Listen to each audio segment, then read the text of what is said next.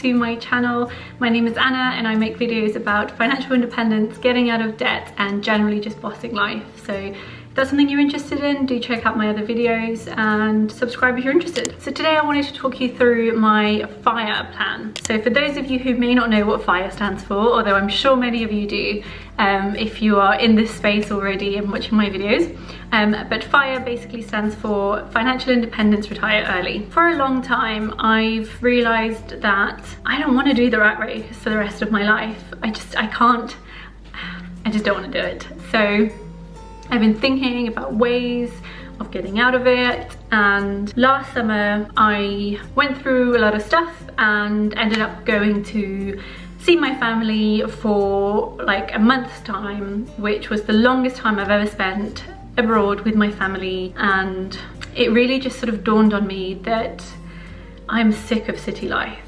and I want to move to the countryside and be near my family. And it just kind of clicked. This whole plan, this whole FIRE thing just clicked. And that's when I started sort of doing all the stuff about getting out of debt and everything like that. That's when I started this channel and started this journey. So considering I want you to be on the journey with me, I thought it was a good idea to make a video just to talk you through what my thinking is, how I'm planning to achieve this. And yeah, of course, things might change, who knows? But everyone needs a plan to stick to, right? Especially if you've got big goals. So yes, your plan might be like this, and in reality it might go like this, but without having a plan and a vision of where you want to get to, how are you going to do anything to achieve it? So without further ado, I'm going to share my plan with you. Okay, so let's have a chat. The first step in any financial independence journey is getting out of debt. I can't imagine being financially independent and having debt. It just doesn't work.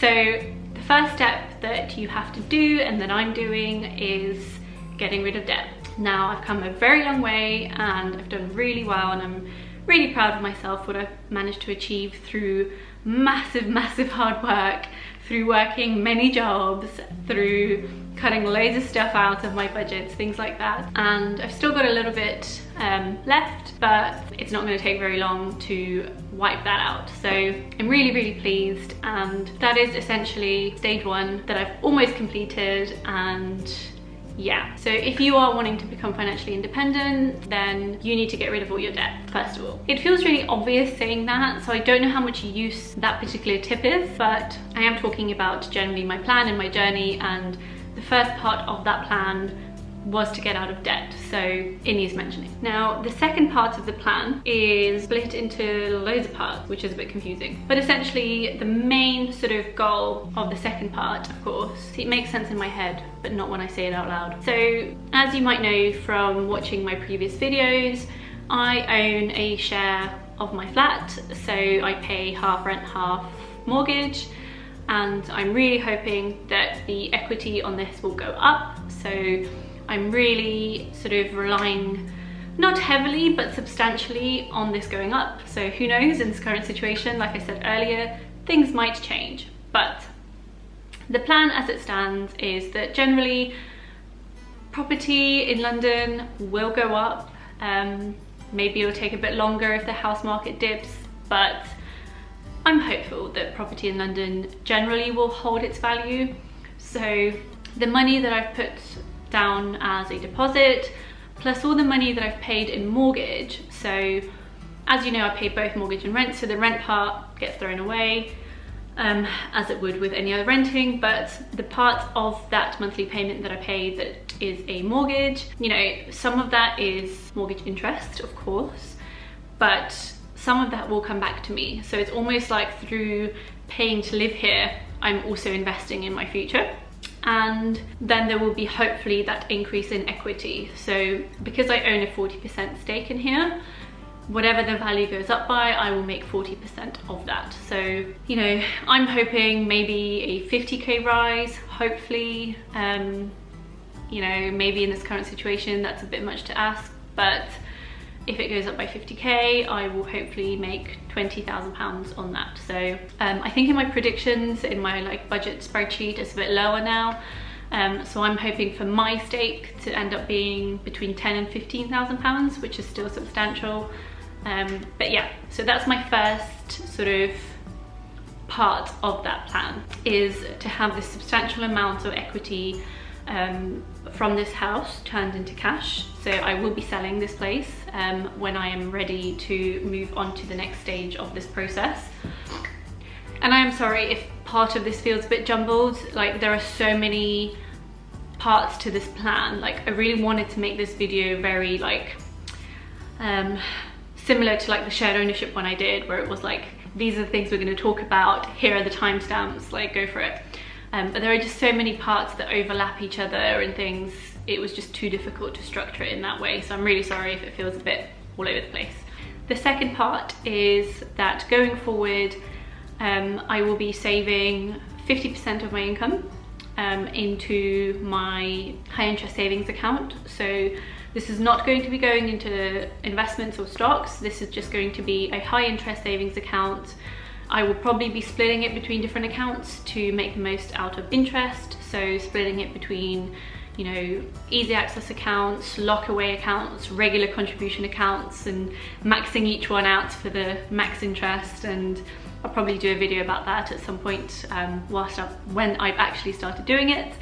At the moment, all my money is still going into repaying those debts. I finally paid off all my interest-free debt, but I've still got some debt, like 0% interest debt, which I don't count. I was gonna say I don't count as debt. Of course I count it as debt, but it's just not as stressful because I know I'm not earning, I'm not being charged interest on it. So yeah, so I will be saving 50% of my income into all these different cash savings accounts to max out the interest. And that I will use to build my house in the countryside with my family all around me. That moves me on to the next part of this plan, which is essentially I'm going to move to another country. So my family is all based in Poland now, and honestly I never thought that I would even consider moving back, but I mean, I will only do this if I can achieve all these goals and I can make it happen. But I think to me, like, being around my family is really important. I don't think I quite appreciated that until my parents moved away to Poland, and I just want to be near them. So that was like the initial kind of what made me think I should move there. Because, you know, I could achieve this just moving to a cheap countryside or Scotland or something, but I think for me personally, Poland works best and it will work in my favour with the exchange rate. So, sorry, I said this was going to be a bit all over the place. So last year, part of the debt that I've had to pay off was actually a purchase of some land in Poland. So I actually own a nice piece of land not too far away from my family, on which I am planning to build a house. So this is what my savings is going to go for. It will be building my own house in Poland. So I will own it outright. I will have no rent or mortgage to pay. Once I've saved up enough to start building this, I will, well, enough not including the money from this property. So I will also use the money from this flat to build this house.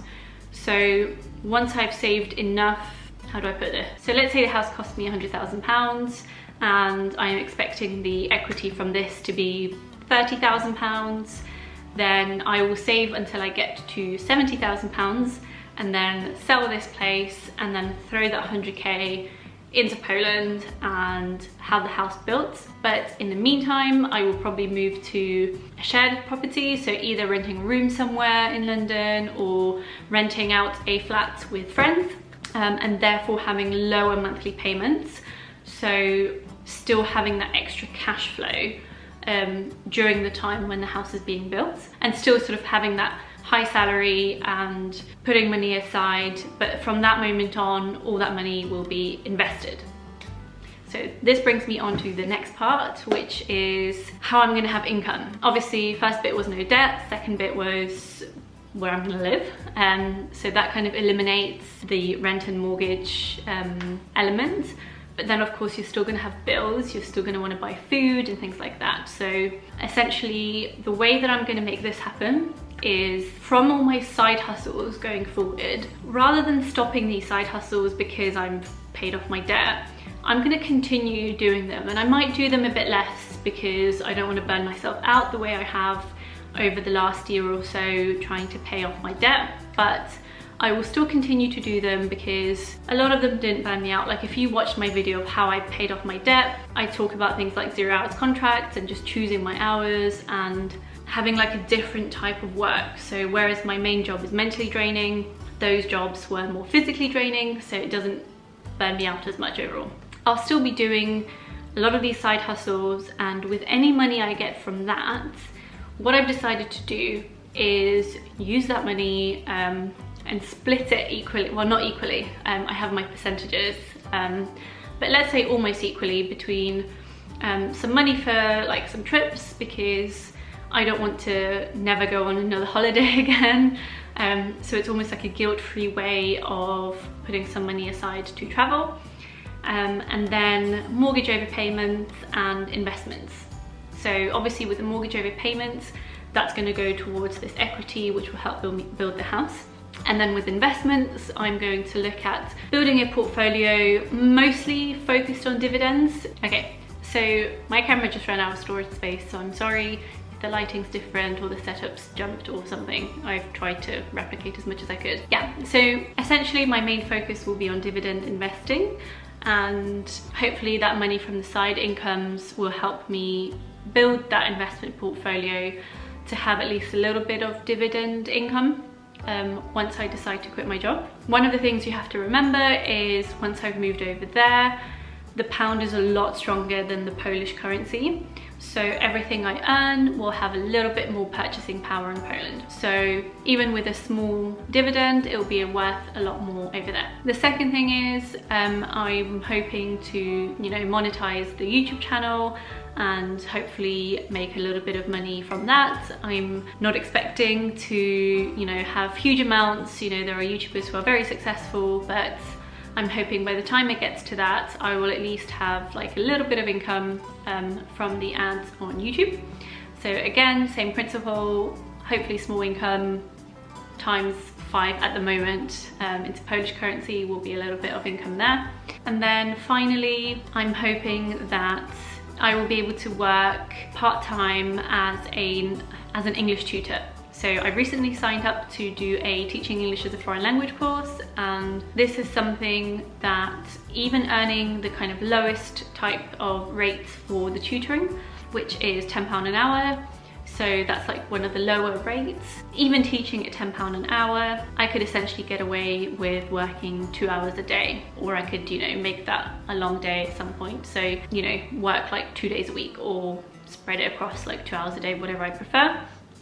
And that would essentially give me enough to live off of. So it would be a very basic income. It wouldn't be like the luxuries of, traveling the world like I do currently, but it would essentially mean that I wasn't relying on a 9-to-5 job to get me through, and hopefully alongside the other income, it would mean that I'm able to set my own hours. And to me, that's kind of like, although it's not quite financial independence because I'm still relying on that income, it is essentially working for myself. It's not relying on a company, it's not relying on a 9-to-5 job and things like that. And also working 2 hours a day is really not that bad. To me, I was never hoping to retire and do like nothing when I get to 35, because I would go crazy. And some people still think like, oh, if you're gonna only work like 2 days a week, what else are you gonna do? And I'm like, I will have plenty to do. I'm still gonna do YouTube, I'm gonna have pets, there's a local animal shelter that I'm gonna want to volunteer at, so I will still be very busy. But I will no longer have the rat race, the commute. I hate the London Tube. You can't understand, like, when people ask me like how I find the motivation to work all these jobs and side hustles and things, I'm like, have you ever spent years and years and years and years of your life commuting in London during rush hour? That's all the motivation I need. I'm also hoping that I will be able to achieve this a lot quicker, because I am also hoping a little bit that I will be able to get a job at like the kind of job that I'm doing now, either working from home for an English company, sort of paying me the proper wage, and just working from home from Poland for a while, and therefore just building up that investment income for those dividends, which would be really helpful, or finding a job like what I do now in one of the big firms in Poland and, you know, still getting a decent salary, but I would prefer to work from home. So that's only for like the first few years. Once I've sort of sold here, had my house built, moved across, and just bumping up the income. Again, hopefully all before I turn 35. So what I'm thinking now is I am currently 27. I'm turning 28 this year, so not too far away. But what I'm hoping is to be able to achieve this house build and everything by the time that I am 32. And once I've done that, you know, that still gives me 3 years of being able to put everything I earn purely into investments and things like that. So really building up that dividend income. It's all very dependent on, you know, keeping the job I've got. You know, who knows what will happen in the current situation, you know, keeping my side hustles, prices, house prices not like massively fluctuating. I mean, they can fluctuate up, obviously. But who knows, you know. I've rambled on for a long time. If you're still here, thank you very much. And I hope that sort of gives you a bit of an idea of how you can make things work. Like I said, this is slightly different for me because I'm planning to move countries, but you know, I've watched other people who have migrated where they weren't from the country they've migrated to. So, you know, I'm Polish, my family's in Poland, which was, you know, the logical step for me to be near family. But, you know, you could go to Scotland. You know, if you're English, go to Scotland. It's very cheap there. I remember reading articles which said, like, this is what you can buy in Scotland for the amount of money you would pay for a flat in London. And I was like, oh, good. So I hope you've enjoyed the video. I hope it's given you some ideas. Please do give it a thumbs up if you have enjoyed it, and let me know down below what you think of my plan and if you see any major flaws in it, because, you know, every little helps. I want to see any flaws in it now so I can fix them before it becomes too late. And yeah, thank you so much for watching, and hopefully see you in my next video. Bye.